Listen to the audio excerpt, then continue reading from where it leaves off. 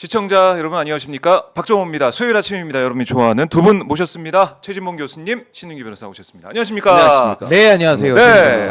월요일에 뵙고 또 수요일에 뵈니까 좀 반갑죠. 식상하지 않나요? 어떻습니까? 뭔 소리 반갑지?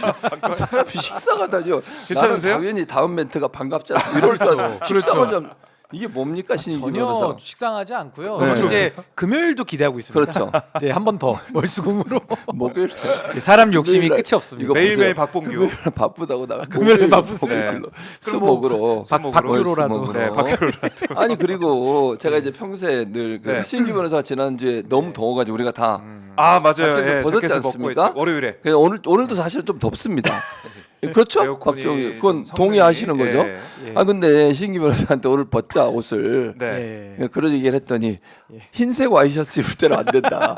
이게 무슨 차이냐 제가. 아, 차이가 그랬더니- 큽니다. 아 그렇습니까? 제가 그 어떤 차이? 노출에 좀 예민하고요. 근데 그리고 파란색과 하얀색이 지난번에 이제 파란색 셔츠를 입고 왔기 때문에 몸이 네. 좀 수축돼 보였는데 오늘은 이제 흰색 셔츠를 입고 오다 보니까 오히려 더 이렇게 팽창돼 보여가지고 그래서 아까 제 등판을 보고 안 되겠다. 다시 원래 벗었다가 예. 등판을 보고 다시 황급히 제 외투를 가지고 왔고 아. 오늘 안 벗습니다. 그렇습니까? 예, 땀 흘려도 안 벗습니다. 아무리 더워도 안 벗습니까? 오늘은 핫스팟입니다. 뜨겁게. 저는 뜨겁게. 더워서 벗도록 하겠습니다. 오 역시 몸매에 더워요, 또 자신이 더워요. 있으시니까. 너무 덥습니다. 아 교수님 또 벗으셔도 됩니다. 덥습니다. 갑자기 또 아니 시진규는 파란색일 땐 벗고 하얀색일 예. 땐 안 벗는. 아니 그래서 제가 생색 한번 내자면은 네. 우리 최진봉 교수님이 예. 앞으로 현장 봉규를 몇 번 더 나가셔야 될 텐데 그렇죠. 예. 저는 요즘에 못 가고 있잖아요. 그러니까. 제가 마음이라도 보내기 위해서 맞습니다. 쿨 스카프를 제가 오전에 선물 아, 드렸습니다. 선물을 교수님 했어요. 저를 잊으시면 안 됩니다. 안 있습니다. 저 유일하죠. 유일한 복라인. 요즘 제 눈빛을 못 쳐다보세요. 유일하지가 않은 것 같아요. 뭔가 아니, 무슨 복라인에 말씀이세요? 큰 변화가 있는 저는 것 같아요. 유일한데 김 팀장이 유일하지 않게 만들고 있는 겁니다. 김 팀장의 문제라고 저는 보여지고요. 아, 김 예. 팀장이 김지호를 자꾸 보내는 바람에 아. 김지호 저 아시잖아요. 네, 선택을 네, 네, 제가 네. 하는 게 아닙니다. 그러니까 교수님의 마음은 현재 편성에 이상은 따라서 없는 그렇죠. 거고. 근데 예. 이제 외부적 요인이 외부 요인. 요인이 이렇게 작동을 하고 있고요. 믿겠습니다. 저는 네, 교수님. 그래서 신규 믿습니다. 변호사가 오늘 이제 위에 자켓을 안 벗고 저런 모습 보면서 네. 지난번에 그 더운 날 밖에서 자켓 입고 X로 이렇게 가방 메고. 7kg짜리입니다. 7kg짜리. 진짜 그때도 끝까지 안 벗더라고. 그때 생각해보니까 하얀색 와이셔츠였어요. 네. 파란색과 하얀색이 차이가 그러니까 이렇게 교수님 크군요. 안 벗었다고 얘기하시면 안 되고요. 그럼 못 뭐- 벗은 겁니다. 안과 못은 너무 큰 차이가 있고 제가 그때 현장에서 네. 기억하시겠지만은 네, 네. 통풍과 싸웠죠. 뭐, 통풍과 그 싸웠죠. 무더위와 싸웠죠. 네. 그 7kg짜리 무게. 가방을 누가 가져갈까봐 네. 제 몸에 지니고 가져갈까 다니느라고 이렇게 백으로 메고 7kg를 메고 제가 6시간을 진짜 돌아다녔거든요. 야, 근데도 안 대단하다. 벗더라고요. 아 집에 와서 쓰러졌습니다. 기절했습니다. 그럴 것 제가 집에 같아요. 근데 오늘도 마찬가지입니다. 이 무더위에 안 벗고 끝까지 오늘 버티는. 끝까지 못 벗습니다. 아니 근데 네. 그날 분명히 그랬잖아요. 자기가 다이어트해서 몸매가 좀 슬림해졌다 이렇게 표현하지 않으셨나요? 뭐 그렇게 얘기는 했었는데 오늘 아까 제가 보니까 조금 힘든 요요입니까? 부분이 있더라고요. 며칠 예. 만에 요요가 왔어요. 그래서 뭐 요요는 아니고요. 흰색의 효과다. 흰색의 이렇게 효과. 정리하시면 좋을 것 같아요. 그리고 이제 신인기 변호사는 자켓이 4개가 있습니다. 월화수목금 이렇게 바꿔서 입는 맞죠? 아, 예, 맞습니다. 오늘이 수요일 자켓입니다. 아, 막 제 자켓까지 지금. 아, 너무 오늘 속속들이 하시는 거 아니에요? 속속들이 하고 예, 있습니다. 오늘 수요일 자켓 맞고요. 예. 네. 하루에 옷 하나씩 얘기, 몸매 얘기, 옷 얘기로 박정호 저희가 기자는 2개로 갈아입는데요. 두 벌로. 네, 근데 여기다 대단하십니다. 걸어놓고 다닙니다. 제가 없을 때 가끔 입습니다. 제가 입는 걸 너무 싫어해요. 제가 이제 자켓 안 하고 이렇게 와이셔츠만 입고 오는 경우가 있잖아요. 더워서. 예. 그럼 여기 오면 옷이 없으니까 저희 걸려 있는 걸 입습니다. 아. 이게 박정호 겁니다. 허락도 안 받고. 우리 그거 박정호 싫어합니다. 기자님의 마음은 싫어해요. 정말 태평양 같이 넓으신 것 같아요. 제가 볼 때. 속으로 욕합니다. 겉으로 알아요. 속으로. 겉으로는 항상 웃고 있습니다. 그렇습니다. 예. 속으로. 아니 박봉규는 포에버기 때문에 네, 교수님 그렇죠. 제 자켓도 필요하시면 입으시면 아이, 됩니다. 다 드릴 수 있습니다. 너무 클 것 같아요. 입으면. 박정호와 저는 같습니다. 사이즈가 어. 딱 맞습니다. 보셨죠? 예. 딱 맞는 거. 아. 근데 신인기 변호사 걸 입으면 헐렁합니다. 아버지 거 입는 것 같은 느낌입니다. 예. 아 좋습니다. 아 근데 오늘도 좀 덥게 느껴지네요. 더워요. 오늘도 살짝 날씨가 덥네요, 더운데 네, 네, 네. 뜨겁게 이슈를 하나하나 분석해 보겠습니다. 우리 예. 고 캐리정님 캐리정님 늘 아, 제가 또 아침부터 팬이십니다. 슈퍼챗. 벗자고 하다니 노출봉 음남봉 이렇게 또 팬이 이런 식으로 아, 노출봉. 노출봉 말씀해 주셨네요. 화끈한 노출봉. 덥습니다. 네, 지금 더워요. 여러분 덥습니다. 이해해 주시기 바랍니다. 근데 여기 뒤에 뼈가 있네요. 예. 박 기자님 밀어내고 매일 합시다. 그렇죠. 바로 그겁니다. 그게 바로 제 매일 팬의 하자고. 힘입니다. 아, 네, 코리정 이렇게 또- 캐리 공 캐리 고정고인가? 캐리 정고. 고캐리정. 네, 맞습니다. 네, 좋습니다. 네. 자, 이렇게 슈퍼챗도 보내주시고요. 오마이TV 구독 안 하신 분들 구독도 아, 누르시면 고맙겠습니다. 199만, 네, 199만을 제가 달성했다고 지난주에 월요일에 말씀드렸죠. 김지호 부대변인. 이거 보세요. 김지현은 뜨내기예요. 잠깐 왔다 가는 겁니다. 보따리 장수. 붙박이는 접니다. 아, 붙박이죠. 그 보따리 장수가 신인규로 바뀔 수도 있어요. 아. 제가 볼 때는 네. 김지호 부대변인 붙박이 되고 이것 보세요. 아, 세대 교체가 좀 있을 것 같아요. 아, 좀 요거 좀 걱정입니다. 논란이 있네요. 제가 세대 김지호 교체가. 부대한테 들으셨죠? 아, 그때? 확실하게 해주시죠. 네. 나대지 마라. 제가 그렇게 얘기했습니다. 나대면 안 돼. 신인규를 잘 봐라. 신인규 나대지 않거든요. 저 교과서죠. 네, 나대지 늘 않는 거예요 교과서. 그 저희가 얘기했지만 프로그램에 그런 거 네, 있잖아요. 네. 길거리 예. 돌아다니면서 인터뷰하는 아. 거. 아, 언더블럭. 유퀴즈. 예, 거기에 예. 유재석은 나다. 저는 조세호가 이런 거 딱 명확하게 분리를 해야 됩니다. 그 아니, 다음번에 근데 의자 들고 이게- 다니려고 의자를. 겉모습은 유재석이 신인규, 네. 조세호는 양- 김지호, 양배추. 김지호 아니 이 김지호. 사람이 아, 김지호. 그런 느낌이 오세요 맞는. 지금 자기 옷 입었다고 이러는 게 나한테 지금 자기 옷 근데 한번 그 입었다. 조합도 상당히 좀 재밌을 것 조합도. 같다는 생각도 살짝 드는데. 배신- 여러 가지 배신자. 조합을 저희가 아닙니다. 고민을 해 보겠습니다. 네. 자, 뭐 속보 들어온 겁니까? 서울이 네. 24일 연속 열대야였다. 아 진짜 더워요. 광복절도 어제 열대 밤에도. 예상된다. 역대 최장이다. 아, 이런 진짜. 얘기가 좀 나오고 있는데 네, 네. 덥지만은 그래도 저희가 네. 현안도 정말 뜨거운 현안이 많습니다. 하나하나 분석해 보겠고요. 네. 광복절 내일 이제 하루 네. 남았습니다. 그런데 김영석 독립기념관장 논란은 점점 커지고 있고 오늘 보니까 뭐 MBC 라디오도 인터뷰하고 계속 네, 인터뷰를 언론 인터뷰했어요. 인터뷰하면서 자신의 주장을 계속 강조하더라고요. 나는 친일이 아니다. 음. 나는 내가 왜 뉴라이트냐 이런 얘기를 하고 있는데 신인규 변호사 어떻게 보셨어요? 아니 근데 저는 예. 그 김영석 관장이 예. 지금 역사 의식에 대해서 국민들이 대다수가 동의할 수 없는 얘기들을 이미 했잖아요. 네, 그렇죠. 근데 거기에 대해서 토론하자 막 이렇게 나오고 있어요. 근데 저는 토론하자. 이 문제 자체가 토론이 필요한 사안인가라고 좀 묻고 싶어요. 그러니까 예를 들어 대한민국 임시정부의 법통을 계승한다라고 우리 헌법에 나와 있잖아요. 네. 그러니까 명문에 나와 있는 내용을 가지고 그 내용을 부정하는 사람이 반헌법적인 사람이고 네. 반헌법적인 사람이 공적인 역할을 맡는 거 내지는 독립기념관장을 맡는다라는 게 지금 문제의 핵심이거든요. 근데 이걸 갖다가 토론을 해가지고 또 국민들을 호도하고 속여가지고 이 국면을 모면해 보겠다. 네. 저는 반헌법주의자의 발악이다라는 생각이 들고 전 이런 식으로 윤석열 대통령이 인사를 하게 되면 지금 뭐 해병대 무너졌죠, 국방부 무너졌죠, 방통위, 권익위, 검찰, 경찰, 감사원, 국정원 싹 다 무너졌거든요. 이제는 하다 못해서 독립기념관까지도 망가뜨리려고 하느냐. 저는 광복 회장님 그 이종찬 찬, 회장님의 그 일갈에 대해서 정신 차리라는 지금 그 말씀에 대해서 저 정말 깊숙이 윤석열 대통령이 받아들여야 된다. 전 이거 선택이 아니라 필수라고 봅니다. 네, 선택은 필수다. 물러나야 된다 이렇게 말씀하셨고 교수님 어떻게 아니, 보셨어요? 당연히 물러나야죠. 네. 저 한 사람 때문에 지금 나라가 두 동강이 났지 않습니까? 그리고 뉴라이트 사람들이 저뿐만 아니에요. 한국중앙학연구소든 뭐 여러 군데 지금 민족문화 뭐 이런 데서 역사 관련된 국가 기관들이 전부 다 지금 뉴라이트 사람들이 다 들어가 있어서 문제가 되는 거잖아요. 네. 본인이 뉴라이트 아니라고 주장하시던데 주장하시는 주장을 보세요. 물론 본인은 건국적으로 주장하지 않았다고 그랬어요. 근데 학자적 입장이라고 얘기하긴 했지만 1948년을 건국으로 봐야 된다고 하는 주장을 했던 것으로 알려지고 있고. 해방도 1948년으로 그러니까, 보고 그렇게- 건국도 그때다. 그러니까 그렇게 얘기했던 분이에요. 또 백선엽 장군이 아니죠. 백선엽 장군하고 안익태 씨에 네. 대해서 재평가해야 된다 이렇게 얘기했잖아요. 명확하게 친일 행적이 드러나서 친일 민명사전, 민명사전에 이미 등재가 된 분 아닙니까? 그런 사람에 대해서 뭘 재평가를 합니까? 오랫동안 다 자료 수집해서 한 거예요. 또 하나는 이분이 또 뭐라 그랬어요. 그것뿐만 아니라 홍범도 장군 흉상 이전문제도 찬성했던 사람이에요. 육사에서 이전해야 된다고 주장했던 사람이고요. 이런 여러 가지 면면만 봐도 그리고 그 당시의 국적 그러니까 그 당시의 일제하에서 우리나라 국민들의 국적은 일본이다. 이 얘기도 했어요.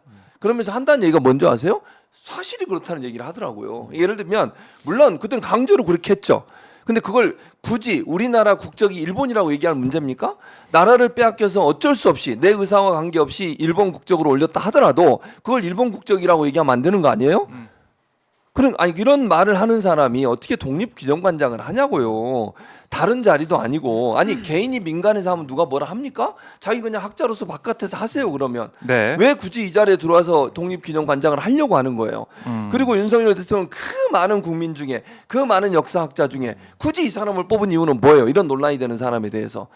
그리고 뉴라이트 계열의 본인은 아니라고 하지만 발언한 내용을 보면 거기에 가깝다고 볼 수밖에 없고 일본의 식민지화가 우리의 근대화를 이루었다고 하는 기본적인 뉴라이트 사상을 깔고 있지 않으면 이런 발언하기가 저는 어렵다고 봐요. 일제에 대해서 강력히 항의하고 문제가 있는 거 오늘 그것도 하나 발표가 됐더라고. 네. 그 라디오에 보니까 예전에 고 서점에서 어느 교수님이었던 것 같은데 하나를 책을 샀는데 뭐가 하나 발견됐어요. 그게 뭐냐면 일본 말을 씁시다. 초등학교 옛날에 초등학교 학생들한테 그걸 나눠줬나 봐. 그러면 박정우한테 뭐 10장, 신인규한테 네. 10장, 저한테 10장. 그래가지고 일본 말을 안 쓰고 한국말을 쓰면 하나씩 뺏어 오는 거야 이렇게. 그래서 나중에 시간이 지나면 적은 사람을 징계를 하는 거야 학교에서. 일본말 쓰라고. 이런 나쁜 짓을 했던 게 일본이에요. 독도는 장인의 땅이라 우기는 게 일본이고요. 지금까지 우기고 있고. 그 일본에 대해서 강력하게 항의하고 네. 문제를 제기해야 되는 거 아닙니까? 그리고 지금 논란이 되는 게 뭐냐면 이종찬 광복회장이 뭐라 그랬어요? 인사 과정에 즉 이 사람을 뽑는 과정에 불법이 있었다고 지금 주장을 하잖아요. 물론 주장이니까 확인해 봐야겠죠. 어제 고발까지도 고발까지 했어요. 네. 어제 MBC 보도를 보니까 심사위원으로 들어온 사람이 역사 학사가 하나도 없어. 심사위원에 들어온 분들이 아니 이게 공정하게 심사가 됐는지도 상당히 큰 의문이에요. 이 사람이 1등을 하긴 했지만 심사위원으로 들어온 분들이 뭐 미술을 전공하신 분 이런 네. 분들이더라고. 물론 뭐 그분들이 못한다고 얘기할 수는 없지만 역사 전문가가 들어와서 심사하는 게 맞지 않겠습니까? 이 사람의 역사관을 제대로 관리하고 따져봐야 되고요. 그런 사람을 독립기념관장에 앉히는 것 자체가 문제라는 거예요. 이 윤석열 정권의 친일적인 성향이 그대로 드러나는 인사라고밖에 볼 수 없다는 아니 거예요. 그리고 저도 말씀하신 대로 지금 이 김영석 관장뿐만 아니라 뭐 지금 뉴라이트 계열의 역사학자들이 공직에 지금 다 들어가고 다 있거든요. 들어있죠. 뭐 숫자로 치니까 한 10명에서 20명 가까이 지금 된다라는 통계까지 나오고 있어요.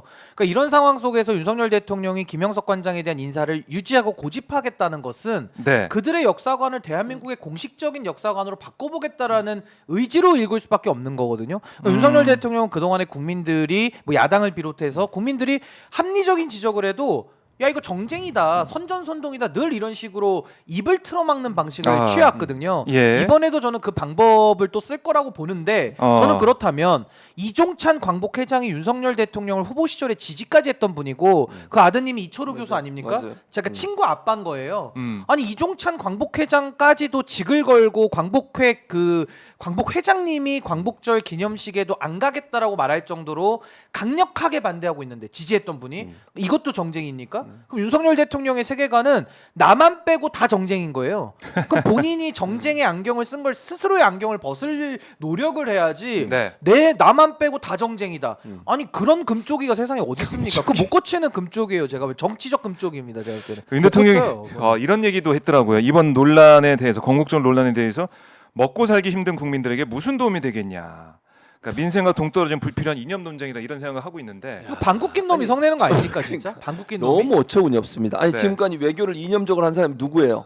아니 중국과의 관계 틀어지고 이념이 제일 중요하다. 뭐 그렇게 이념이 중요한 중요하다. 사람이 본인이에요, 계속 얘기했어요. 본인. 이념 제일주의를 외쳐. 네. 그러니까 먹고 사는 문제면 중국과의 관계가 이렇게 파탄내도 되는 거예요? 아하. 일본과 미국과만 친해지고 중국과 러시아 다 무시하고 이렇게 하는 게 맞는 거예요. 그러면 이게 이념 아니에요. 자기가 그러니까요. 이념으로 끌고 갔잖아요. 지금까지 무슨 이런 말도 안 그때 되는 소리 우크라이나 하는 거야. 갔다 오고 이럴 때 막 계속 그러니까 이념 얘기했거든요. 계속 저희가. 이념 얘기만 했어요. 자유 얘기를 저는 수천 번 들은 것 같아요. 수천 이런 번. 어리둥절하게 만드는 그런 발언이 나와가지고 자기 말을 뭔 말했는지 기억을 못 하는 건지 그 말에 반대되는 얘기를 또 해. 그러니까 윤석열 대통령은 자아 분열적 현태에 지금 빠져 있는 것 같아요. 그러니까 본인의 사진을 걸어놓고 네. 본인 사진과 지금 싸우고 있어요. 자아 분열적 이거는 정쟁화라고 저는 봅니다. 자아 분열적이에요. 1년 전 윤석열과 지금 싸우고 아니 그 불과 1년 전입니다.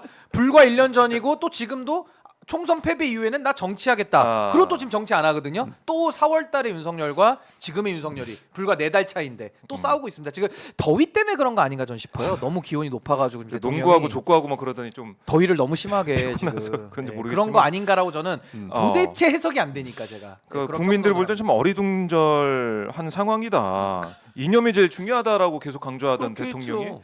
먹고 살기 힘든 국민들에게 무슨 도움이 되겠냐. 그러면 이재명 예. 대표의 말에 동의하나 보네. 먹사니즘. 아, 그런 거 아니에요? 이재명 대표 좋아하시나? 아. 이제 다시 또 먹사니즘이잖아. 지지가 그렇죠. 바뀐 거예요. 먹고 사는 문제.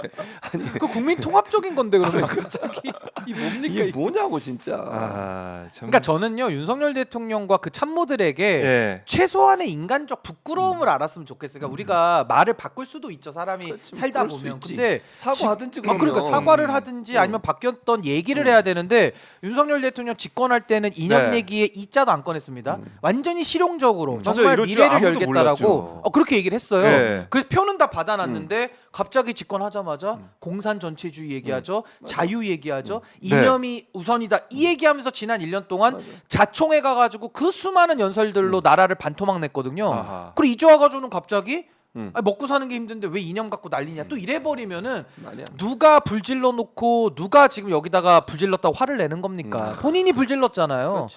그러니까 저는 이렇게 자기 모순적인 발언을 서슴지 않고 한다라는 것은 정말 인간적 양심을 좀 갖고 부끄러워할 줄을 좀 알아야 된다. 그거 못하면 동물하고 차이가 없습니다. 똑같아지는 거예요, 제가 볼 때는. 그러니까 내일 광복절을 앞두고 네. 우리가 이렇게 독립기념 관장 얘기를 할 수밖에 없는 이 안타까운 현실인데 김현숙 관장도 물러날 생각이 없다고 하더라고요. 계속 버티고 그런 것 같아. 나는 뉴라이트가 아니다 이런 얘기 하면서 버티는데 글쎄요, 이제 국민들의 이거는 보수 진영에서도 가만히 있기 힘든 그런 상황 아닙니까? 아니 지금 사실은? 제가 아까 단적인 예로 이종찬 회장님 네. 말씀드렸지만은 그건 광복회에서도 일단 반대를 하는데 이 광복회 분들이 그래도 또 독립 유공자들도 많으시고 뭐 그 안에 우리가 정치적 성향을 다 일괄되게 해석은 못하지만 그 네. 안에도 보수 지지자가 왜 없겠어요? 아, 있지. 연세 드신 분들도 계시니까 많이 있을 텐데 그분들이 일단 반대하지 않습니까? 이종찬 회장님부터가. 근데 자기 지지자들조차도 반대하는 내용을 끝까지 밀어붙이겠다라고 한다면은 도대체 윤석열 대통령은 누구랑 정치한다는 겁니까? 그러면 끝까지 검사를 위한 검사에 의한 정치로 가겠다라는 건데 네. 검사들만 갖고 어떻게 나라를 운영해요? 자기 지지자들은 다 돌려 세우고 있는데 그래서 그게 지금 심각한 거죠. 그렇게 해서 지지자들이 다 돌아서고 있어요. 다 돌아서는 거지. 지금. 검사들만 갖고 하잖아요. 모든 자리 검사 출신들. 오로지 검사만. 모든 자리 네. 뉴라이트. 네. 이거 명확해. 네. 인사의 기준을 보면 네. 이번에 국방부 장관 인사한 것도 보세요. 네. 돌려막기잖아요. 네. 김용현 네. 이 사람 국방부 장관 만들기 위해서 모든 걸 다 틀어버렸어. 그 경호처장. 경호처장 살리려고. 충안고수 이게 선배. 뭐 하는 겁니까 대체? 추강구 라인이 지금 뭐 어쨌든 대통령실 주변 또 내각에 많이 중용이 되고 있다 이런 모습 보면은 또 친위 그룹을 좀 계속해서 보강을 하는 것 거지. 같아요. 윤 대통령 입장에서는 좀 걱정이 되나? 아니 근데 당연히 문제는 우리가 코어십이라는 게 예. 확장을 위한 코어거든요. 코어가 단단해야 이제 확장으로 나갈 수가 있는 건데 윤석열 예. 대통령은 확장을 포기한 완전한 결집이에요. 근데 완전한 결집도 지금 계속 쪼그라들고 있거든요. 그럼 이렇게 가가지고 임기 말 현상까지 이제 겹쳐서 올 텐데 앞으로 남은 국정 운영 2년 반을 그렇지. 어떻게 버팁니까? 맞아. 뭘로 버텨요? 그러니까 지금 김용현 네. 장관 네. 지명자 저 두 가지가 다 문제예요. 김용현이라는 사람도 문제예요. 첫째 네. 국방부 장관을 임명했는데 잘 보세요. 저 사람이 했던 일은 입틀막. 딱 떠오르는 게 입틀막이죠. 두 번째 경호하면서 경호하면서 입틀막 네. 해가지고 뭐 카이스트 사람들 학생. 말 세 못하게 번이나, 네, 세 세 번이나. 번 했죠. 네. 그다음에 두 국회의원도 번째는 그렇고. 뭐예요? 첫 번째 있었지. 사실 첫 번째가 뭐냐면 그 청와대 정산을 옮기는 문제. 아. 김용현이에요. 그다음에 최혜병 순직 사망 사건 관련해서 연관된 의혹이 있는 사람이에요. 수사 대상. 수사 대상자. 네. 그리고 또 하나 최근에 있었던 일을 생각해봐. 김건희 명품백 수수 의혹 조사를 어디서 했어요? 대통령 경호처 경호처 관리하는 건물에서 했어요. 건물에서 이런 삼성동에서. 사람이에요. 그리고 또 하나는 뭐. 김건희 명품백 받을 때도 경호 실패잖아요. 그렇지. 경호 실패. 그때도 책임 안 진 사람. 그때도 책임 안 졌지. 충암고 선배. 네. 이런 사람을 국방장관. 그러니까 이 사람을 국방장관에 앉히고 싶은 거야. 네. 아니 그래서 검사들 불러가지고 신분증 제시 받고 휴대폰 다 뺐고 그리고 조사한 거잖아요. 그걸 경호처가 한 거잖아요. 결국은. 그렇네요. 그런 사람을 데려와서 그리고 잘 생각해 보세요. 독재 시절이나 경호처장이나 경호 그 관련된 사람들이 득세했던 거예요. 차지철 생각나요. 차지철. 독재 정권이야 내가 볼 때는. 아니 경호처 사람들은요 절대 내각이 들어가면 안 돼요. 친위 그룹이잖아. 그야말로 대통령의 그렇죠. 가장 측근에서 일한 사람이고 가장 측근으로 대통령 어떤 일이 있어도 보호하는 게 경호처예요. 그런 사람들이 거기서 일했던 사람이 내각으로 들어간다고요? 제대로 일할 수 있겠어요? 두 번째, 그러면 그거 하려고 신원식을 빼냈잖아요. 안보실장 시켰잖아. 네. 신원식 국방부 장관일 때 정보사령부가 다 털려가지고 블랙 요원들 다 드러났고 다 소환해서 지금은 이제 다 없어져 버렸잖아요. 그거 국방부 산하예요. 근데 무슨 안보를 하냐고요. 자기가 국방부 장관할 때 그 밑에 있던 정보사령부가 다 털리는 상황이 생겼는데 안보를 제대로 할 수 있겠어요? 안보실장이 앉혀놓으면 제대로 할 수 있겠냐고 임무를. 그런 사람을 앉혀놓고 이게 지금 뭐 하는 겁니까 대체? 나라를 완전히 말아먹고 있는 거예요. 아니, 한마디로 저도 얘기하면. 교수님 말씀에 너무 동의하는 게 지금 신원식 장관 같은 경우는 분짜자 분짜 그분이거든요. 시위에서 문재인 대통령에 대해서 아주 막말을 쏟아냈던 분짜자 분짜입니다. 근데 이 분짜 장관을 지금 안보실장으로 가는데 이분도 국방부에 있을 때 말씀하신 대로 블랙 요원들 정보 다 털렸잖아요. 완전히 무능한 사실상 경질을 해야 될 사람인데 이런 사람을 갖다가 안보실장에 앉힌다? 그럼 저는 더 우려스러운 게 지금 미국에서 대선 진행 중이잖아요. 네. 뭐 해리스가 되든 뭐 지금 뭐 트럼프가 되든 우리도 이제 예의주시를 해야 되는데 그렇죠. 결국에는 안보라는 것이 우리가 국방력만 갖고 해결할 수는 없잖아요. 네. 외교도 중요하고 통일도 중요하고 정보도 중요하고 굉장히 그 안보의 영역들이 한 4-5가지가 있는데 이게 조화를 이루면서 대통령을 보좌를 해야 되거든요. 근데 우리나라는요 참 문제가 기존의 안보 라인은 외교부 일색이었어요. 외교부 장관, 그렇지. 국정원장, 안보실장 다 외교부 출신들이니까 잘 돌아갈 리가 있나요? 안보에 대해서 외교가 안보의 전부는 아니잖아요. 근데 네. 지금 시점에서는 역으로 미국 대선을 놓고 보면 안보가 굉장히 외교적인 면이 또 중요해졌어요. 그런 상황에서는 또 국방부 장관 출신을 또 안보실장에 앉히니까 일을 다 거꾸로 하는 거예요. 다 거꾸로 왜 하고 그럽니까? 있어요. 그러니까 이렇게 되면은 안보를 이제 국방 일색으로 하겠다라는 건데 네. 힘에 의해서 평화를 다 우리가 만들어낼 수 있습니까? 안 돼요. 저는 윤석열 대통령이 이렇게 하는 전략 자체가 내부 정치를 해결할 자기가 능력이 없다 보니까 외세를 끌어들여서 국내의 적을 처리하려는 의도 아닌가? 아, 내지는 오히려. 조금 더 위험한 생각으로는 예. 내부에서도 무슨 계엄령이라든지 여러 가지 군사적 조치를 아하. 염두에 놓고 본인의 말을 잘 듣는 완전한 그 충성파 간신배들을 갖다가 안보 라인에 미리 앉히는 거 아닌가? 어. 이런 의심까지 들더라고요. 안 그러고서는 군무원 그 블랙 요원 사건에 경질돼야 될 신원식이라는 사람을 어떻게 안보실장으로 또 영전을 해줍니까? 있을 수 없는 일이거든요. 아, 지금은 김용현 지명자 이제 인사청문회 거쳐야 되는데 또 예. 그 사이 장관이 되기 전까지는 또 신원식 실장이 장관도 하고 실장도 하고 다 해. 네. 겸임한다고 하더라고요. 다 와, 해. 이게 다 해 뭐 먹어. 아니, 능력이나 아니, 그리고- 있으면 모르겠어요. 아니 그러니까 더 능력이나 웃긴 거 있으면. 뭔지 아세요? 네. 보통은 그러니까 장관으로 가면 국회의원들이 그냥 직을 유지해요. 네. 국회의원직을. 근데 대통령실로 들어가면 청와대나 대부분 다 사퇴하거든요. 그러니까 국회의원을 사퇴한단 말씀을 드리는 거예요. 충돌이 되잖아. 네. 입법부 행정부는 원래 견제 기능을 하는 거예요. 아무리 같은 뭐 여당이라 하더라도 네네. 국회의원 하면서 대통령의 비서를 해. 이게 말이 됩니까? 근데 사퇴 안 할 것 같아 지금. 신원식 이런 씨- 신원식 이거- 의원 아니지 아, 않나요? 아, 이건 아니에요. 아닌가? 예, 네, 예. 20대 20대 국회 그러니까 때. 지금은 이제 원외죠. 원. 아, 이 잘 됐네. 유언비어 이렇게 말씀하시면 안 돼요. 유언비어라니요. 교수님. 착각할 수도 있지. 유언비어라니. 자, 어떻게 보면 예. 더워서 아니 근데 그래. 말씀하신 대로 청와대 들어갈 때는 더워서 이제 그런다고. 옷을 벗고 출연료. 가요. 출연료 좀 깎아야겠는데. 이 사람이 진짜 유언비어 경고. 유언비어라니. 이걸 유언비어라고 아니 얘기하면. 근데 바로 잡았기 때문에 네, 그렇지. 알겠습니다. 바로 신은기 변호사가 바로 아 제가 또 잡아줬습니다. 보수 아, 쪽에는 역시. 딱 원내 싹 다 알기 때문에 예. 원내 싹다고요. 공라인, 싹다 압니다. 공라인의 지난번에 활약. 안 나왔습니까? 예? 아니 출마를 안 한 거야. 장관이라서 안 장관이니까. 나왔죠. 예. 아, 그랬군요. 저 분짜가 굉장히 줄을 잘 돼가지고 윤석열 쪽으로 뒤늦게 합류한 사람입니다. 네. 뒤늦게. 그래서 어쨌든 지금 보면은 이 자신의 측근 그룹을 안보 라인에 쭉 앉히고 있다. 만약의 사태에 대비한 그런 포석일 수도 저는 있다. 그 생각까지 아. 들어요. 왜냐하면 일본 끌어들이는 거 보십시오. 예. 예. 이것도 이해가 안 되잖아요. 왜 이렇게 하냐? 그리고 지금도 이해 안 되는 인사를 계속 하잖아요. 안보 라인조차도. 그러니까 우리가 넘지 말아야 될 선이 뭐냐면은 네. 안보와 경제를 가지고 장난치면 이건 역사의 아유, 죄를 그럼요. 짓는 거예요. 왜냐하면 경제나 안보라는 거는 오늘 정책 결정했다 그래서 당장 내일 효과가 나오지 않아요. 오늘 심어 놓으면은 1년 뒤, 2년 뒤에 결과가 나오는 겁니다. 되게 무서운 일이잖아요. 네. 근데 그런 중요한 안보를 갖다가 본인의 정치적 경호실장들을 싹 다 깔아놓는다? 이 뭘 의미하는 겁니까? 그 완전히 무능하고 무능하다를 넘어서서 이건 뭐 야당 입장에서 1도 허용할 수 없는 사람들이잖아요. 또 어떻게 이런 사람들을 갖다가 영전시키는지 이건 참 뭔가 다른 뜻이 있는 거 아니고선 해석이 잘 안 됩니다.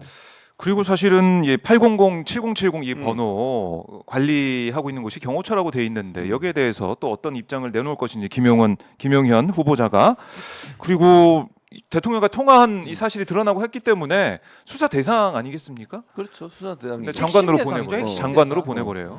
그러니까 제가 볼 때는 네. 그 하기 전에 한마디 하면 예. 또 이거 내가 그거 뭐 잘못 네. 얘기했다고 뭘 또 나를 나오지 말라는 이런 실수할 수 있는 거지. 뭘 그걸 가지고 이렇게. 알겠습니다. 잘 보듬어 주시. 네, 보듬고 아니 있습니다 보듬기 저희가. 문제가 아니라 그걸 잘 실수할 수 있는 거지. 그게 무슨 공부하고 뭔 상관이 있어? 그 사람이 되게 국회의원인 거 아닌 거 같. 어쨌든 그렇고. 네. 그러니까 이런 문제 예를 들어서 말씀하신 것처럼 그 전화 연관된 문제도 논란이 되는 사람을 안 치는 것은 여러 가지 이유가 있겠지만 첫 번째는 저는 그걸 덮는 수단으로 활용한다고 저는 생각해요. 예를 들면 지금 해병대 사령관 같은 경우 생각을 해보세요. 해병대 사령관은 이미 나갔어야 돼요. 기수로 하지만 밑에 있는 사람들이 진급을 못 하고 있는 상황이에요. 지금 그 사람이 자리를 지키고 있는 바람에. 왜냐하면 그 사람이 나가는 순간 어떤 얘기를 할지 모르잖아. 데리고 있어야 되는 거야. 보호해 줘야 끝까지. 되는 거야. 어디든 자리를 줘야만 그 사람이 나가서 또 뭐 사실을 밝히거나 아니면 일반인이 되고 나면 또 말할 수 있는 기회가 생길 수도 있잖아요. 네. 그걸 막기 위한 수단이라고 저는 생각해요. 아. 그러니까 이렇게 문제 있는 사람들을 계속 데려가는 것은 본인들이 잘못한 그 잘못된 것들을 계속 감추고 가려는 의도다. 그렇지 않고서는 이 사람들을 내보낼 수가 없잖아요. 나가서 본인도 예를 들어서 어떤 거 뭔가 밝히거나 언론하고 인터뷰를 하거나 아니면 어떤 상황이 돼서 본인이 팽당했다고 생각하거나 아니면 본인이 처벌받을 상황이 되면 어떻게 되겠어요? 사실을 얘기할 수밖에 없는 거잖아요.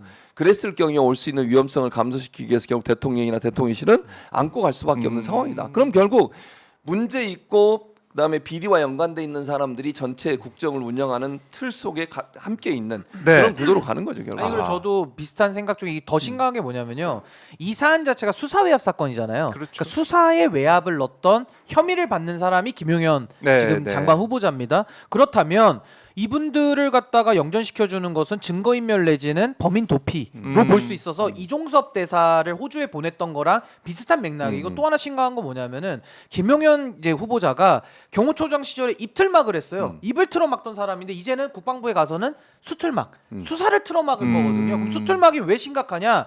국방부는요 해병대도 지금 들어가 있지만은 네. 군사법원도 들어가 있습니다. 그럼 군사법원은요 군 판사가 재판도 하지만은 중간에 재판장은 일반 군인이에요.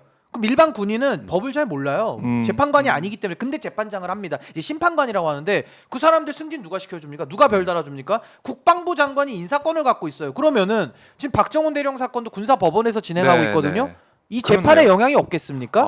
그러니까 전 이런 차원에서도 수사 외압, 그것도 해병대에서 벌어진 국방부의 수사 외압에 가담한 예. 대통령실 인사를 국방부에 보내서 수틀막을 한다는 것은 군사법원의 재판에도 실질적으로 영향을 미칠 가능성이 매우 농후하다. 이거 용납해도 됩니까? 아 정말 이게 있을 수 없는 인사를 지금 하고 있다. 그 생각이 듭니다. 매우 심각해요. 그렇네요. 그 부분도 봐야겠네요. 그러니까 수사를 또 수틀막. 수틀막하는 상황까지 갈 수 있다. 그러니까 지금 윤 대통령의 이 백함님이 개인 네. 박종욱 예, 예, 기자 예. 커피 마셨냐고 물어보는데 모닝커피 안 마셨습니다. 왜 사주시게요, 아니, 교수님? 슈퍼챗 2개나 들어왔어요. 아이고 고맙습니다. 슈퍼챗은 또 아침부터 릴레이로 이렇게 고캐리정님이 최 교수님 건들지 말자. 까도 내가 깐다. 그렇지. 어. 캐리 정보한테만 허락하겠어요. 비판권을 네. 독점해서 비판권을 드리겠습니다. 우리 또 한 분 김영일님도 더, 또 김명일님. 김영일님도 네. 주셨는데요. 남구 대촌의 자랑 진봉성님, 제가 대촌 아, 대촌 중학 출신입니다. 신은규 변호사님, 박종홍 기자님 오늘 말복인데 몸보신 잘하시고 영화 황산벌의 흑사포 비속어를 윤석열과 극우 세력단에 퍼붓고 싶어요라고 동의합니다. 이렇게 또 후원해 주셨는데 네. 슈퍼챗 보내주셨는데요. 또 오늘 우리 시청자분들이 많이 좋아하실 또 네. 인터뷰가 마련돼 있습니다. 아, 그렇습니까? 오늘 오후 5시에 오 이재명 홍보해 됩니까? 네 그럼요 오, 당대표 그렇군요. 몰라 후보가 치는 게 놀라는 거지. 진짜로? 모르셨죠? 예. 입을 벌렸어요. 아니, 섭외가 가능한 거예요? 했습니다 이미. 와, 아니, 섭외가 가능하다죠. 오마이TV 대단하다. 했다고요. 아, 이미 됐다는 얘기죠. 네. 와. 유일하게 다른 언론하고는 안 하고 이야. 오마이TV하고는 합니다. 이 시기, 이 중요한 네. 시기에 오마이TV가 다 네. 저의 힘입니다. 역시 최 교수님 역시. 아시죠 가까운 저 거. 복라인 든든합니다. 보셨죠 그때? 아니 저는 현장에서 현장에서 목격했어요. 봤습니다. 최 교수님을 보고 활짝 웃는 웃는 이재명 이재명 대표님과 또 대표의 저를 얼굴. 인사를 시켰어요. 그렇죠. 제가 인증 마치 그 다리를 놓듯이 이렇게 인사를 신인규 저에게. 그랬더니 신인규도 잘 보고 있다고 악수를 했습니다. 그래서 신인규랑. 그때 이제 입당한 줄 알았더니 아직 민주당 입당 아직 안 하셨더라고요. 입당도 못했고 지금 그때 받은 티도 못 입고 있고요. 둘 다 못하고 있습니다.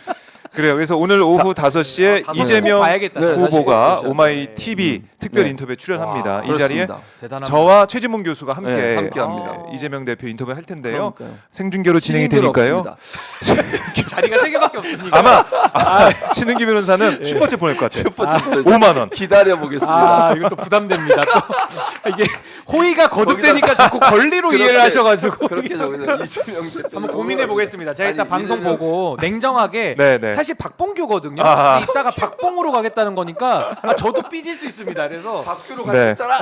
이 사람이 진짜. 한번 박봉으로. 보겠습니다. 박봉으로 가니까 네. 예, 지켜보겠습니다. 예. 네, 오늘 근데 오후 대단하네, 5시 진짜. 많은 시청 그러니까 부탁드립니다. 대표님이 다른 사람 네. 볼 때 그 무표정이었다가 그러니까. 나를 만날 때 그거 웃는 제가 모습. 현장 검증했잖아요. 제가 진짜 이거 아무나 할 수 있는 아니 게 딱 아닙니다. 무표정 하시다가 아, 예. 최 교수님이 딱 아. 나타나니까 마치 음. 진짜 이렇게 활짝 아. 저도 그 효과를 같이 봤잖아요. 그렇죠. 옆에 있다가 옆에 야, 쉬는 경우가 역시 최 교수님 옆에 있으면 네, 자다가도 네. 떡을 제가 또 이렇게 귓속말로 하는 거 보셨죠? 기억나죠? 전 다 그거? 봤죠. 저는 다 네, 봤죠. 장어의 꿈할 때 아니, 장어의 꿈이 뭡니까? 교수님 흰수염고래. 흰수염 고래를 아, 장어의 꿈, 아 민물 장어의 꿈. 민물 장어의 꿈이라. 아 요거 한 5번 돌리시. 진짜 제가 어쩔 이렇게 수 없습니다. 귓속말 네. 대표님 뭐 귓속말 어. 밝힐 수 없습니다. 무슨 말 했는지. 네, 네. 귓속말 아, 했습니다. 그거 이제 제가. 대회비로. 봤죠 그때. 아 그날도 아. 봤습니다. 그 장어 제가 얘기한 날 그날. 그래요. 아, 궁금하네요. 궁금한데. 얘기 안 합니다. 알겠습니다. 절대로 밝히지 않습니다. 대회비. 네. 대회비. 무덤에 갈 때까지 안 밝힐 겁니다. 오. 저 방통 현장 하고 싶어요. 이 사람이 그런 얘기 안 했어요. 방통 유언비어 퍼뜨릴까요?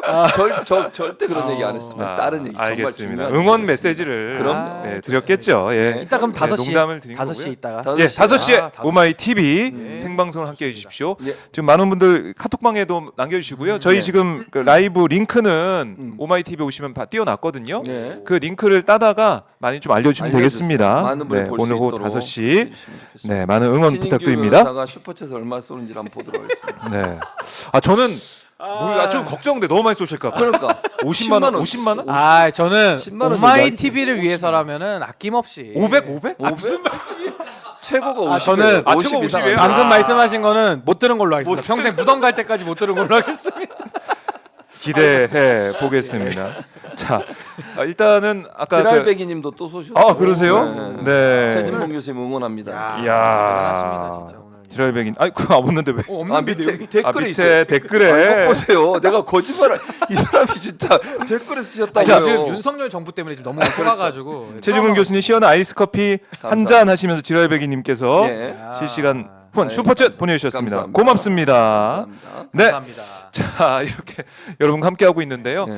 윤석열 대통령의 이 폰 개인 네, 폰 맞아요. 이 내역이 음. 지금 다 넘어갔어요. 자료가 공수처에 넘어갔다고 공수처로. 합니다. 음. 근데 사실은 이게 어떤 내용인지 모르잖아요. 그렇죠. 근데 모르죠. 누구랑 언제 통화했는지 이건 이제 밝혀질 수 있는 상황 아니겠습니까? 근데 이게 되게 중요한 게 뭐냐면 네. 내용까지는 알 수 없어요. 근데 네. 이게 통신 이용자 조회랑 또 다른 통신 내역이거든요. 그러니까 이건 내용. 영장을 통해서 그렇죠. 합법적으로 발부를 받았다라는 게 중요한 거고 네네. 이게 그래도 내용은 몰라도 중요한 수사의 단서가 되는 게 윤석열 대통령 개인 폰이잖아요. 네. 개인 폰을 통해서 연락했던 사람들 이제 다 알 수 있습니다. 아. 누구랑 했는지까지 그러니까 관여자들을 다 파악할 수 있다. 이게 첫 번째고 그렇게 되면 그 관여자들의 핸드폰도 뺏을 수 있거든요. 그럼 거기를 포렌식하거나 그쪽의 핸드폰을 조사를 하면 네. 수사를 하면 내용도 나올 수 있는 가능성도 있고 설사 내용이 안 나오더라도 예. 관련자들을 소환해서 진술을 맞춰볼 수가 있어요. 왜냐면 왜 통화했는지 물어볼 거 아닙니까? 그렇죠. 근데 내용을 맞춰볼 수 있기 때문에 저는 공수처가 매우 부실하더라도 그래도 그 기간 내의 통신 기록을 윤석열 대통령 폰에 대한 걸 확보했다라는 것은 예. 매우 유의미하다라는 거고 두 번째는 법원에서도 윤석열 대통령을 수사 대상자로 인정한 겁니다. 그러니까 윤석열 대통령도 관여자로 인정을 안 했더라면은 네. 영장 발부를 안 했겠죠. 근데 영장을 발부했다는 얘기는 윤석열 대통령에 대한 공수처의 수사가 합당하다라는 법원의 현재까지의 판단이기 때문에 전 이제 좌고우면할 거 없고 네. 대통령은 불소추 대상이지 불수사 대상이 아니에요. 수사할 수 있죠. 수사할 수 수사할 수 있습니다. 그러니까 네. 윤석열 대통령에 대해서 공수처는 특검 전까지 떳떳하게 그 권한 행사하고 떳떳하게 수사를 해 들어가야 된다. 저 그렇게 생각합니다. 그러니까. 근데 이제 그러니까 전적으로 동의하고요. 그래서 네. 이게 3개월치라도 확보된 게 다행이라는 생각은 드는데 조금 저는 우려되는 게 뭐냐면 이게 세 번째예요. 그러니까 두 번을 시도를 했는데 안 내줬어요 법원이.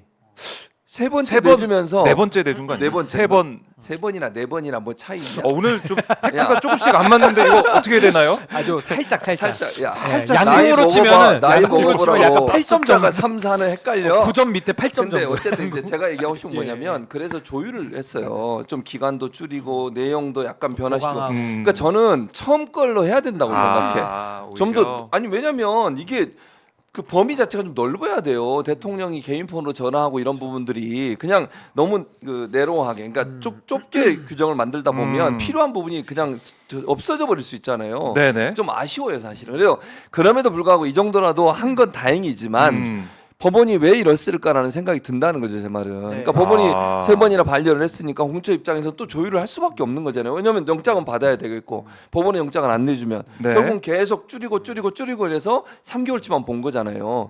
근데 저는 이거는 조금 문제가 있다. 법원도 이렇게 하면 안 된다고 봅니다. 진실 파악을 위해서는 처음에 1차로 냈던 좀 더 광범위하게 대통령의 통화 기록을 볼 수 있도록 만들어 줘야 돼요. 왜냐하면 여러 사건에 지금 연루가 돼 있는 것처럼 보이잖아요. 개인 폰으로 전화한 내용들이.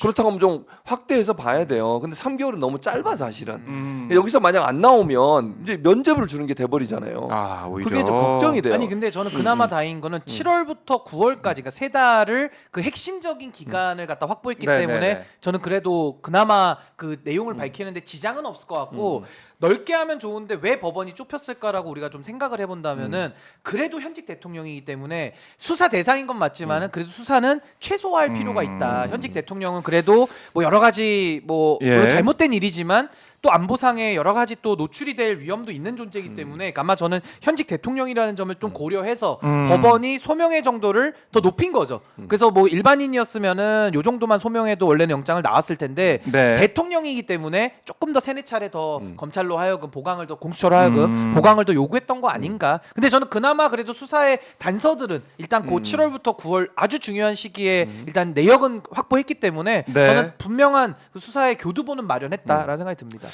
그래요. 공수처가 글쎄 우리가 뭐 수사가 제대로 되겠느냐라고 했는데 어쨌든 지금 보면은 윗선부터 그러니까 대통령실부터 치고 들어가는 그런 모습 볼 수가 있어서 이 수사를 그래도 하려고 아니 하는구나 이 근데 생각이 저는 드는데요. 너무 어떠세요? 미진하다고 봐요. 미진해요. 아니 이거는 진작에 해야 되는 일에 지금이라 맞아. 돼서 그냥 다행인 거고 지금도 보십시오. 뭐 소환했다는 얘기 있습니까? 뭐 다 없어. 비공개 소환하는 거예요? 아니 공수처는 지금 뭘 하고 있냐는 거예요. 옛날 네. 같으면 보십시오. 파란 박스 들고 그냥 쳐들어갑니다. 가서 뺏어 오거든요. 근데 지금 뭘 했죠? 그러니까 공수처가 저는 뭐 아주 제한적으로 아예 그 침대 축구는 아니지만 나름의 일을 하는 거지. 그러니까. 이거는 너무 미진한 거예요 지금. 그러니까 미진하다. 제가 볼 때는 네. 그 밑에 있는 검사들, 그러니까 예전에 윤석열 정부 들어오기 전에 임명돼서 네. 처음부터 했던 분들을 하려고 하는 의지가 있는 것 같아요. 근데 문제는 위야. 윗선도 지금 있어요. 보세요. 김 변호사 네. 공익제보자 그분이 조사받으러 갔는데 조사를 했던 사람의 그 부처에 그 처에 있던 사람이 이정호 씨의 전직 변호사였잖아요. 맞아요. 그렇죠. 이런 일이 그것도 벌어지고 두 명이나 있어요. 있어, 두 그러니까 명이나. 이러면 과연 믿을 수 있겠냐는 거예요. 그래서 저는 위에 있는 공수처장도 윤석열 대통령이 네네. 사람이잖아요.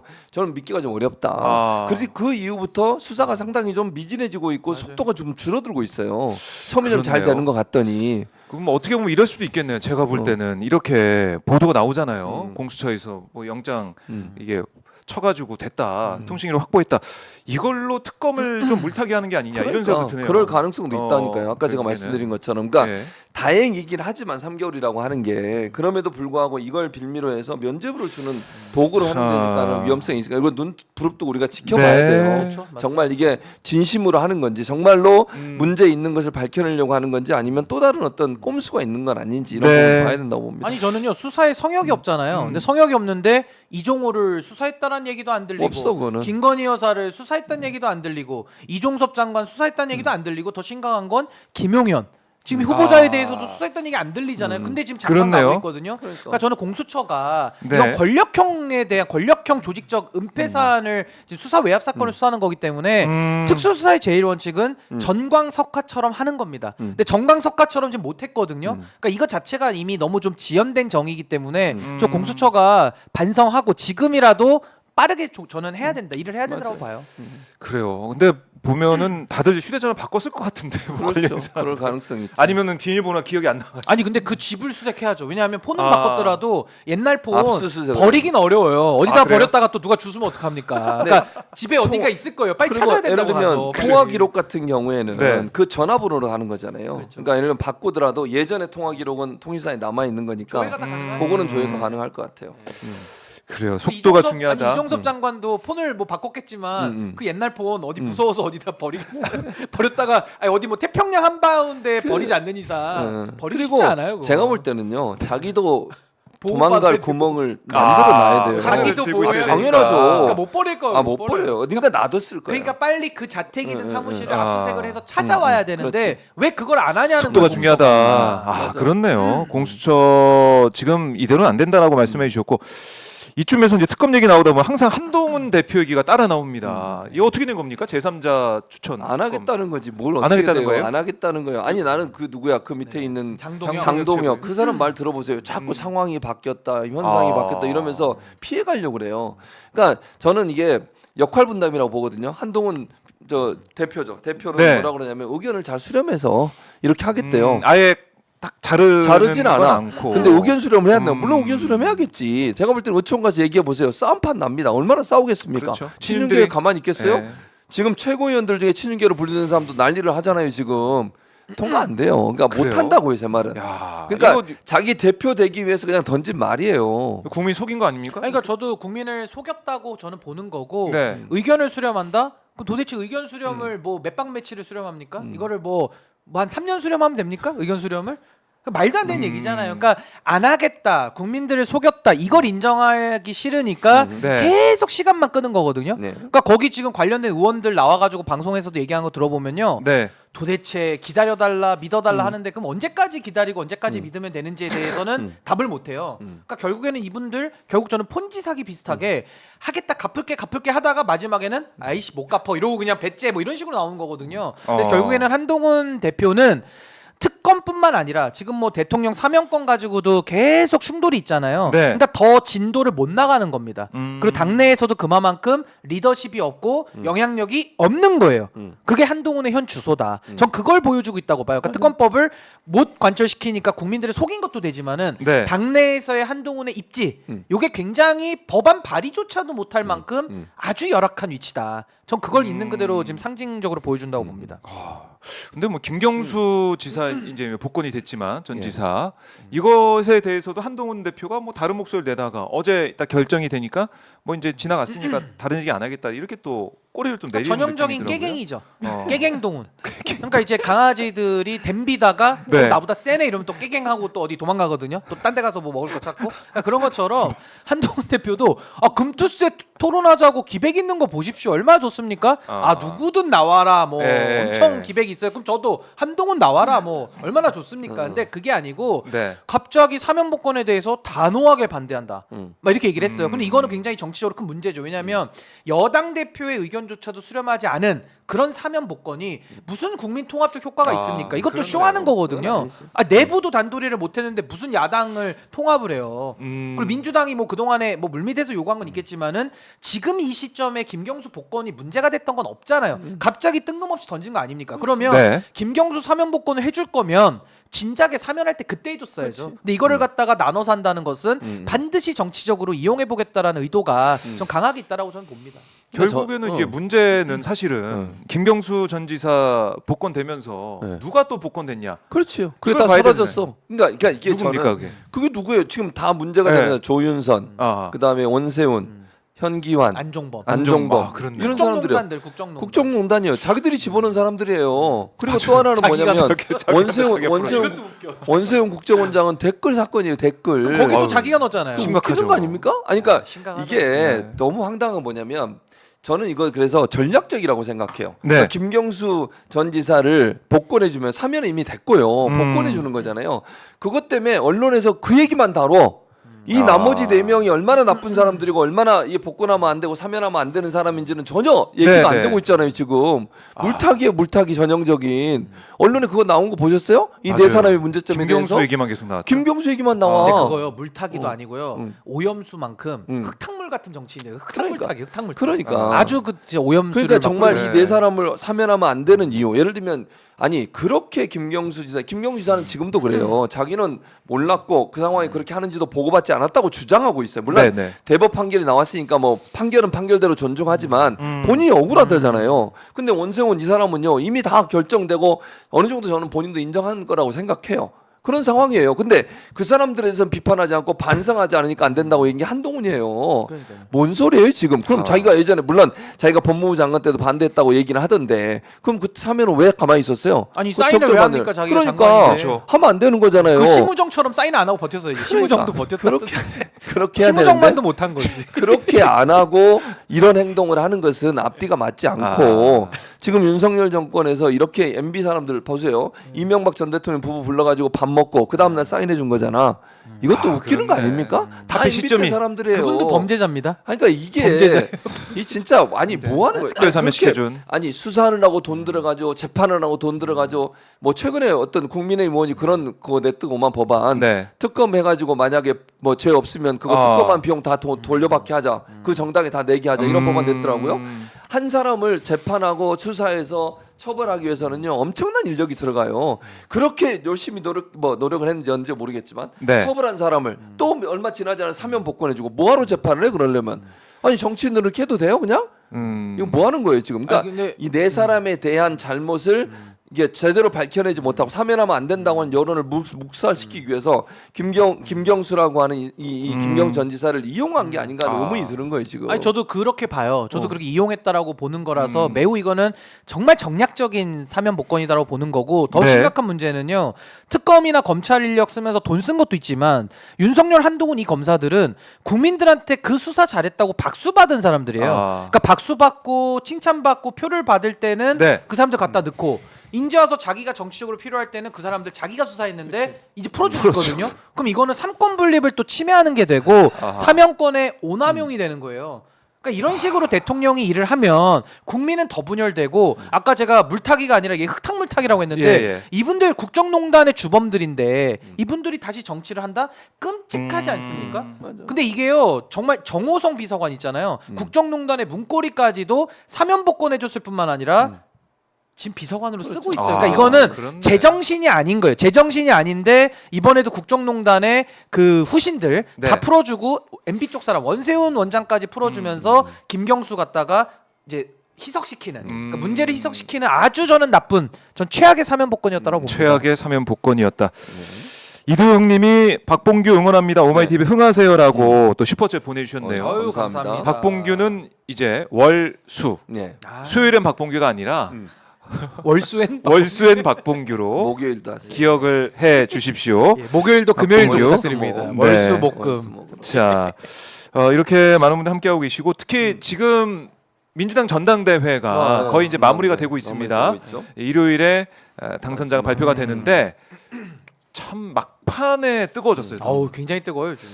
특히 이제 정봉주 후보의 발언, 그러니까 이재명 이제 대표 후보에 대한 얘기나 아니 최고위 들어서 내가 뭐 어떻게 하겠다 이런 얘기가 박원석 전 의원을 통해서 방송에 알려지고 논란이 되니까 그저께 정봉주 후보가 기자회견했습니다. 맞아요.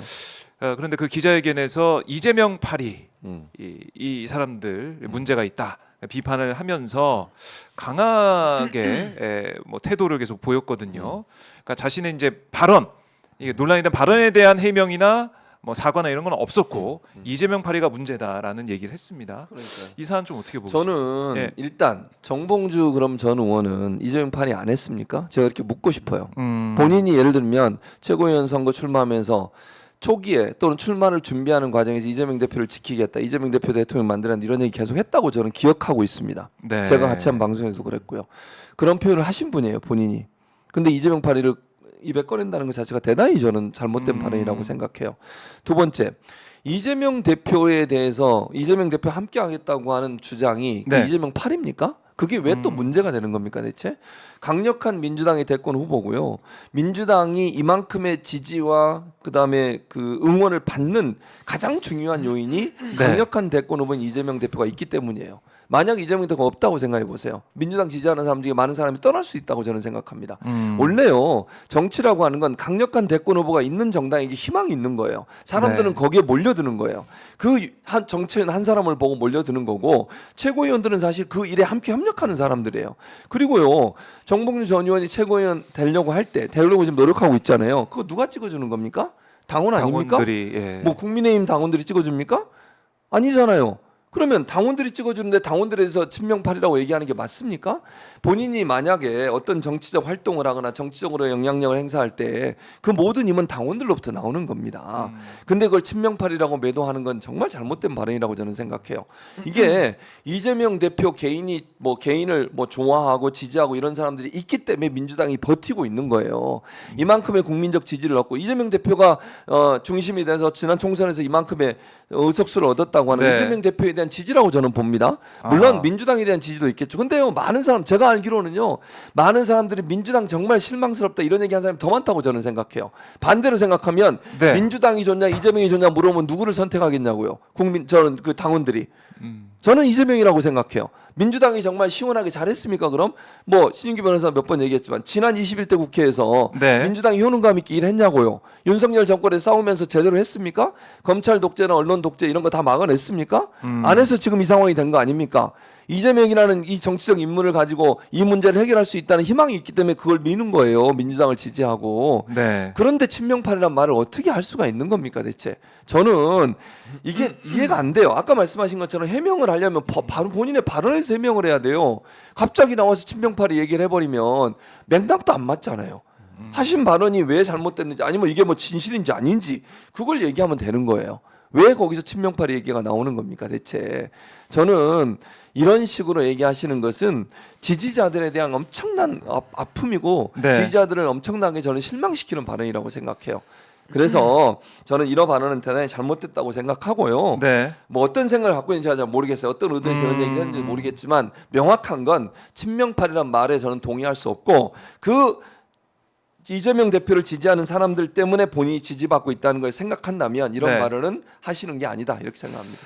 예, 변호사님 어떻게 보셨어요? 아니 저도 이제 네. 지난 일주일 동안 너무 이 이슈가 뜨거워서 지켜봤는데 일단 명팔이라고 하면서 당내에 누군가가 있다. 근데 또 밝히진 않거든요. 네. 그러니까 제가 이걸 보면서 본인도 이재명 팔이를 제일 많이 했던 사람이 그 얘기를 하니까 너무 좀 국민들 보시기엔 어이없다라고 일단 느낄 것 같고 또 하나는 이 화법 자체가 한동훈하고 이준석을 섞어놓은 것 같아요. 그러니까 이준석 의원의 화법을 전 따라할 수밖에 없는 게 정봉주 후보가 이준석 의원을 존경한다 그랬어요. 그러니까 존경해서 닮은지는 모르겠지만 이준석 의원이 탈당할 때도 본인이 그냥 탈당하면 되거든요. 근데 탈당을 할 수도 있고 안 할 수도 있고 뭐 1%씩 뭐 올라간다 이런 식으로 어그로를 끌면서 언론을 집중시키는 이제 이런 좀 나쁜 정치 행태를 보여왔는데 네. 정봉주 후보 그대로 따라하는 거예요. 그러니까 명팔이를 한다라는 문제 제기도 잘못됐고 그럼 누군지를 밝히고 그 사람과 그러면 토론을 하든지 아니 맞짱을 뜨면 되는데 밝히지도 않고 뭐 맞춰보세요. 약간 스무고개식으로 이렇게 하는 거 굉장히 저는 문제제기 방식도 매우 잘못됐다라는 생각이 들고 네. 저는 무엇보다도 이재명 대표 일극 체제가 리스크일 수 있다고 저는 봐요. 왜냐면 민주주의가 뭔가 이렇게 민주가 집중이 돼가지고 뭐 싸우자라는 여론도 있지만은 조금 더 확장을 통해 가지고 더 넓게 가자라는 주장도 전 있을 수 있다고 보거든요. 그러면 정봉주 의원을 비롯한 지금 이재명 대표 체제를 반대하는 분들 있잖아요. 네. 그럼 그분들은 말로만 떠들 게 아니라 대표 선거를 나왔어야 돼요. 나와서 유의미한 득표를 해야 돼요. 근데 그걸 안 하면서 뒤에서만 자꾸 이렇게 뒷담화 까듯이 이렇게 이야기를 하면 정치가 될 수가 없다. 그리고 저는 정봉주 후보 더 잘못한 게 뭐냐면은 아니 박원석 의원이 도대체 뭐길래 그분이 민주당 경선을 뒤흔듭니까? 정봉주 의원의 말은 일단 넘어간 것 같아요. 방송 끝나고 뭐 사담을 했다는데 그렇게 경솔하게 그것도 당 사람도 아닌 사람한테 자기 얘기를 있는 그대로 속 얘기를 하면 물론 방송 나와서 얘기한 사람이 전 더 잘못됐다고 봐요. 그 신의가 없는 사람이고 정치를 해서는 안 되는 전 부적절한 사람이라고 봅니다만은 일단 그게 세상 앞에 드러났으면 정봉주 의원이 그 내용에 대해서 충실하게 해명하고 당원들이 염려하는 부분이 뭔지 그걸 설명하고 끝내면 될 일인데 여기에 대해서 끝까지 선문답식으로 언론의 주목만을 위한 셀럽 정치를 계속하고 있다. 이거는 전 민주당에 굉장한 리스크가 된다고 보고 박원석 의원이 어젠가 또 어디 방송 나와가지고 뭐 봉주영한테 도움 안 된 것 같아서 뭐 미안하다라고 말은 하는데 얼굴은 쌩글쌩글 웃고 있어요. 그러니까 저는 이걸 보면서 박원석 의원이 만약 실수했다 그러면은 실수로 그럴 수 있지 않습니까? 실수했다 그러면은 어제 방송에 나와서 그렇게 쌩글쌩글 웃는 게 말이 안 맞고요. 자수가는 게 말이 안 맞고 만약에 실수를 가장해서 고의로 이랬다 짜고 쳤다라고 하면은 정봉주, 박원석 이 두 분은 정치권에서 영구 퇴출돼야 됩니다. 제가 볼 때는. 그러니까 뭘로 설명해도 설명이 안 되는 상황이에요. 지금 제가 볼 때는. 그래요. 자, 참 이 민주당 전당대회 이제 막판까지 오면서 여러 가지 얘기도 나오고 더 뜨거워지고 있는데 뭐 결론은 뭐 나오니까요 이번 주에 그럼요. 나오니까 네, 맞아요. 제가 결론 보고 또 평가를 해봐야겠습니다. 그리고 오늘 경향신문 보도한 내용을 보니까 김문수 후보자의 발언이 또 보도가 됐던데 과거 세월호 참사 진상규명 요구 등을 두고 말도 안 되는 소요다. 그리고 세월호 기억 공간이 광화문에 있었는데 거기에 대해서는 붉은 유산이다. 재미 봤으면 걷어치우라. 이런 얘기를 했다라는 보도가 나오고 있습니다. 그러니까 김문수 후보자 지금 이 고용노동부 장관에 지명된 다음에 논란이 조금 또 보도가 되다가 또 가라앉았다가 또 이제 보도가 되고 있는데 여러 가지 이슈가 있다 보니까 김문수 후보자 이 문제도 좀 심각하다는 얘기가 노동계층에서 나오고 있습니다. 어떻게 보십니까? 당연히 그럴 수밖에 없죠. 김영석 때문에 이렇게 된 거예요. 김영석 그 이슈. 비영관장 그 이슈가 커지니까 이 사람 거에 딱 쑥 들어갔는데 그렇네요. 이 발언 보세요. 네. 저는요 기본적으로 인간 자체의 존엄성도 없다고 보여요. 그 발언 자체가. 아니 국가가 제대로 관리 못해서 사고가 발생했고 그 사고 네. 때문에 젊은 아이들이 어린 아이들이 그렇게 안타까운 한나라를 가게 된 상황인데 그걸 어떻게 이렇게 정치적으로 이용해 먹습니까? 아니 이게 무슨 붉은 뭐라고요? 이게 무슨 상관이에요 그거하고? 아니 붉은 유산. 붉은 유산이라뇨. 이게 말이 되는 얘기입니까 대체? 아니 국가가 제대로 관리 감독하고 운행하는 거 제대로 했으면 이런 문제가 발생하지 않을 거 아닙니까? 그런데 여기에 대해 제대로 관리 못한 것에 대한 책임지기는커녕 이게 말하는 게 마치 무슨 이거 정치적 이슈화하고 이념화 시켜가지고 네. 이걸 통해서 뭔가 본인의 정치적 이득을 얻겠다는 게 아니면 이런 말을 할 수 없다고 봐요. 자기 아들이나 자기 손자나 뭐 자기 가족이 이런 일을 당했어 봐 이런 얘기 할 수 있겠어요 진짜로? 저는 이거 만약에 그리고요 민주정부에서 이런 일이 일어났어 봐요 반대 얘기했을 거예요 분명히. 정치적으로 이렇게 따지면 안 돼. 아니 오히려 정치로 이용하는 그렇죠. 사람이 이용하는 김문수 거죠. 후보자. 박근혜 정부 때 일어난 일 아닙니까? 네. 그래서 문제가 된 건데 이걸 가지고 사람의 억울한 죽음에 대해서 이런 식으로 이용해 먹는 거는요. 저는 정말 이거는 사람 이길 포기한 거라고 봅니다. 이러시면 안 돼요. 그리고 본인이 예전에 무슨 운동했다고 노동운동했다고 자랑하지 마세요. 지금의 본인을 봐. 예전에 무슨 일이란 게 뭐가 중요해 지금. 그때 했던 사람이 지금 이렇게 행동하는 게 그럼 맞아요? 본인의 그때 가치와 지금의 가치가 왜 달라진 거예요 대체? 그때는 그렇게 어려운 사람 위해서 싸웠다고 본인은 이렇게 자랑하시는 것 같던데 네. 지금의 김문수는 뭐예요 그러면 대체? 왜 이렇게 바뀐 거예요 사람이? 참. 그러니까 이 노조가 없어서 감동받았다라고 하는 그런 얘기를 하는 후보자가 지금 고용노동부에 가서 장관을 한다. 참 이 앞뒤가 안 맞는 일들이 계속 벌어지고 있어가지고. 근데 저는 이제 추잡한 노욕의 끝을 보는 것 같은데 이제 추잡하다라는 얘기 씁니다. 추잡한 노욕의 끝이고 윤석열 정부에는 잘 맞는 인사예요. 아주 그 비슷한 세계관을 갖고 있는 사람들이라 저는 윤석열 대통령의 이 인사 책임을 다시 한번 저는 물을 수밖에 없는 네. 상황이고 김문수 같은 자가 노동부 장관을 한다? 저분이 과거에도 아스팔트 나와가지고 헛소리를 많이 떠들었던 사람이거든요. 근데 그 헛소리를 떠든 거를 확인했는데도 그 자리에 앉힌다라는 것은 네. 대통령에게 문제가 너무 심각한 겁니다. 그리고 저는 뭐 그 내용에 대해서는 뭐 저 누구도 동의할 수 있는 국민들이 없기 때문에 평가할 값어치가 없는 말이고요. 저런 말을 하는 사람이 공직에 간다? 이게 지금 대한민국의 현실인 거예요. 네. 너무나도 무너졌다라는 거고 저는 마지막으로 그 말씀 꼭 드리고 싶은 게 우리나라에서 30살 넘는 분들 있잖아요. 아마 여기 지금 우린 다 해당될 것 같은데 30살 이상은요. 다 머리 수그려야 돼요. 제가 볼 때는. 왜 그러냐? 특히나 어르신들 더 머리 수그려야 되는 게 세월호 세대들한테는 정말 양심이 있으면요. 네. 미안함을 갖고 있는 게 맞습니다. 30살 이상은요. 최소한. 왜 그러냐? 그분들이 고등학교 때 수학여행 가다가 배에서 300명 이상이 정말 떼죽음을 당했거든요. 근데 그거를 그 세대들이 다 지켜봤어요. 아 나라가 우리를 지켜주지 않는구나. 내가 수학여행 갔으면 내가 그 자리에서도 죽었을 수 있겠구나. 이 생각을 했고요. 그 세대가 그대로 와가지고 윤석열 정부 때 이태원 참사를 당합니다. 그리고 그거보다 조금 아래 세대가 이번에 최혜병 사건을 당한 거예요. 그러니까 저는 20대 밑에에 대해서 지금 국가에 대해서 갖고 있는 생각은 정말 분노 그 자체일 것 같아요. 국가가 해준 게 뭐 있으며 잘못을 해도 지금 여기에 대해서 뭐 붉은 뭐라고요? 붉은 유산. 그러니까 이런 소리를 하니까 젊은 세대들이 어른들을 바라볼 때 어른 대접을 하고 싶겠습니까? 이 말이에요, 막걸리예요. 술 먹었어요? 왜 그러는 거예요? 그러니까 정말 저 우리나라에서 30세 이상을 살아오신 분들은 30년 이상 이 나라에서 살아오신 분들은 정말 그 세대들에 대해서는 좀 미안함을 인간이면 가져야 된다. 아니 이태원에서도 아니 할로윈 축제 즐기러 갈 수 있지 않습니까? 코로나 때 4년을 참았는데 아니 저는 뭐 20살 때 안 놀러 다녔습니까? 다 놀러 다녔어요. MT 가고 다 놀러 다녔는데 그걸 코로나로 대학 생활도 추억 하나 없는 세대들이 그거 할로윈 갔다가 국가의 책임 무능으로 무책임으로 떼죽음을 또 당한다? 이걸 2번이나 당한 세대들이에요. 저는 우리나라에서 정말 30세 이상 되시는 분들은요. 진짜 그 세대들에 대해서 좀 최소한의 미안함을 갖든지 미안함 없잖아요. 입을 네. 다무세요. 그러니까 김문수 저자도 저렇게 떠들고 다니는 거 정말 추악합니다. 제가 볼 땐 추악해요. 참 답답한 마음이 계속 들고 내일도 광복절 앞두고 마음이 무겁습니다.